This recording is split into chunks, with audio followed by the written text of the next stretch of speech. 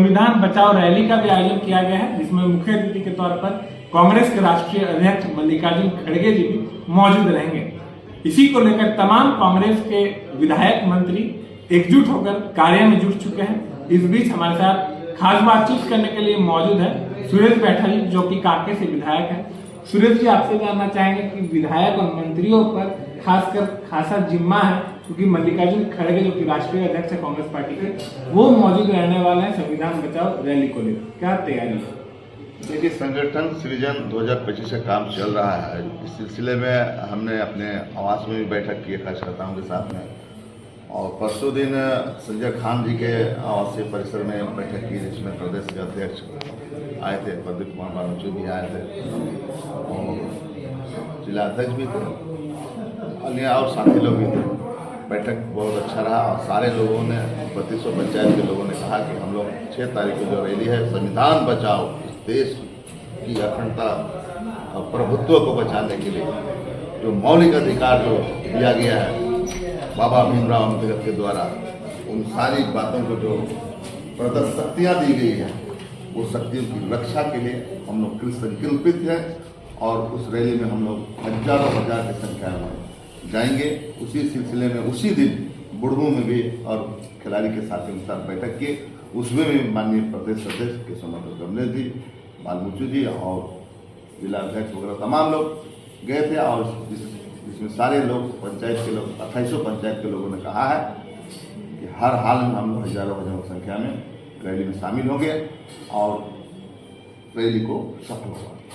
सुरेश जी, आपसे हम जानना चाहेंगे कि संविधान बचाओ रैली कांग्रेस पार्टी देश के विभिन्न राज्यों में कर रही है, लेकिन क्या आप लोगों को लगता है कि भाजपा के शासन में संविधान खतरे में? निश्चित रूप से संविधान खतरे में। उनके सांसदों ने खुलेआम कहा था कि 400 सीट दोगा तो संविधान बदल देंगे। वो तो यहाँ की जनता को मैं सलाम करता हूँ, ST SC OBC माइनॉरिटी के लोगों को, राहुल गांधी को मैं सलाम करता हूँ, जिन्होंने आवाज़ को बुलंद किया और उसको जो है 272 से नीचे उस तक दिया। और बैसाखी के सहारे अभी चंद्रबाबू नायडू और नीतीश कुमार अगर समर्थन नहीं देते तो केंद्र में सरकार नहीं बना पाते। इन दोनों नेताओं के चलते अभी सरकार में है, और अगर 400 पार हो जाता है, 272 भी हो जाता है, निश्चित रूप से संविधान को चेंज करता है। ये मंशा थी। इसी के सिलसिले में तो जो है वक्फ बोर्ड संशोधन बिल लाया है। क्या वक्फ बोर्ड संशोधन बिल लाकर ये साबित क्या करना चाह रहे हैं? उनके संपत्तियों को हड़पना चाहते हैं, अडानी अंबानी को देना चाहते हैं। लेकिन वक्फ बोर्ड पर प्रधानमंत्री मोदी और अमित शाह का बयान आया है, उनका कहना है कि गरीब मुसलमानों के बारे में बीजेपी सोच रही है, इसीलिए वक्फ बोर्ड लाई गई है, क्योंकि वक्फ बोर्ड के लिए गरीब मुसलमान जो है, पसमंदा मुसलमान, उनका जमीन को छीना गया है। देखिए, गरीब मुसलमानों के लिए अगर कोई योजना लेकर आके दिखाते तब तो जानते हैं। अभी गरीब मुसलमानों क्या प्रोजेक्ट लेकर है, क्या योजना लेकर आया? खाली मुंह से बोलने से ना, तो वो तो कहे थे 2 करोड़ नौजवानों को नौकरी देंगे, 15 लाख लोगों के घर घर पहुंचाएंगे। क्या हुआ? सिलेंडर गैस का दाम कम करेंगे, पेट्रोल डीजल का दाम कम करेंगे।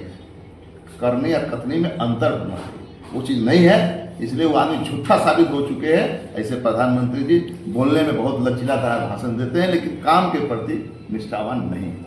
पिछले कुछ दिनों पूर्व आपने देखा किस प्रकार से सदन से जातिगत जनगणना को लागू कर दिया गया पूरे देश भर में। बिहार चुनाव नजदीक है, क्या आप मानते हैं कि बिहार चुनाव को साधने के लिए यह निर्णय लिया गया?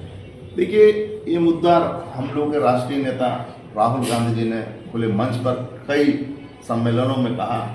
हम लोग को महासम्मेलन भी हुआ था अहमदाबाद में, वहाँ भी खुलकर कहा कि जाति जनगणना हम करा कर रहेंगे। ST SC OBC माइनॉरिटी के रक्षा के लिए हम सड़कों पर उतरकर हम काम करेंगे।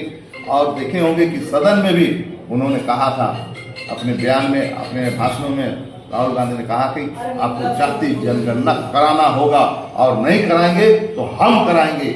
ये बात जो है उन कैबिनेट मंत्री अश्विनी वैष्णवी के सामने अमित शाह के और नरेंद्र मोदी के पास कान में गया, आवाज़ गया। उस आवाज़ को लगा कि अगर हम नहीं करा पाएंगे तो हम फेलियर हो जाएंगे, इससे अच्छा अवसर नहीं मिलेगा। लेकिन राहुल गांधी की आवाज़ को उन्होंने स्वीकार किया, इसलिए मैं उनको धन्यवाद देता हूँ और बधाई देता हूँ राहुल गांधी जी को, जो खुलेआम जिसके SC माइनॉरिटी के लिए जो खुलेआम जिसकी आबादी जितनी उतनी हिस्सेदारी देने का उन्होंने जो वादा किया है, उस सिलसिले में हमारी पार्टी काम करेगी। एक आखिरी सवाल सुरेश भाई आपसे रहेगा बीजेपी झारखंड के जो बड़े नेता हैं, चाहे वो बाबूलाल मरांडी जी की बात करें या कार्यकारी अध्यक्ष रविंद्र राय जी की, उनके तरफ से बयान जारी कर कहा जा रहा है कि कांग्रेस पार्टी और जो तमाम जेएमएम हो, आरजेडी और विपक्षी दल, वो झूठ का ही यह क्रेडिट ले रही है। असल क्रेडिट तो बीजेपी के प्रधानमंत्री नरेंद्र मोदी को ही जाता है, क्योंकि 70 साल के राज्य में, 70 साल के शासन में कांग्रेस ने नहीं जीती जातिगत जनगणना। देखिए, हम लोगों ने जनगणना कराया है, 2011 का भी जनगणना आपने देखा होगा। जनगणना हर तरह से होता है, जातीय जनगणना ही है, नाम अभी जातीय जनगणना दे रहे हैं, लेकिन जनगणना तो होता ही था, जिसको नहीं कर पाया थे 14 सालों में। इसलिए हम लोगों ने कहा कि जातिगत जनगणना आपको कराना होगा। हम आबादी के हिसाब से देखें कि एसटी कितनी आबादी है, एससी कितनी आबादी है, ओबीसी कितनी आबादी है, माइनॉरिटी कितनी आबादी है, आम स्वर्ण की आबादी कितनी, सबको भागीदारी सुनिश्चित हो, हक अधिकार मिले, इसके लिए ही हम लोगों ने ये जनगणना कराने का हमारा राष्ट्रीय नेता ने उठाया था। अब जहाँ तक बाबूलाल मरांडी और रविंद्र जी का है, तो इन तो आप फेलियर नेता हो चुके हैं। अगर उस सक्सेसफुल नेता होते तो जो पार्टी बनाया थे झारखंड विकास मोर्चा, तो राइज कर देते उसमें, वो फेलियर हो गए। उनके सारे विधायक को खरीद लिया बीजेपी, अंत में इनका कहीं दिखा नहीं, तो फिर जाकर बीजेपी जो आदिवासी चेहरा बोल के उसको लाया है। लेकिन अब तो लोग फिर चुप हो चुके हैं, क्योंकि 20 सालों में हमको लगता है 16-17 साल यही मुख्यमंत्री लोग रहे हैं। बाबूलाल भी रहे, अर्जुन मुंडा भी रहे, और अभी चंपई सोरेन को भी लेके गए हैं कई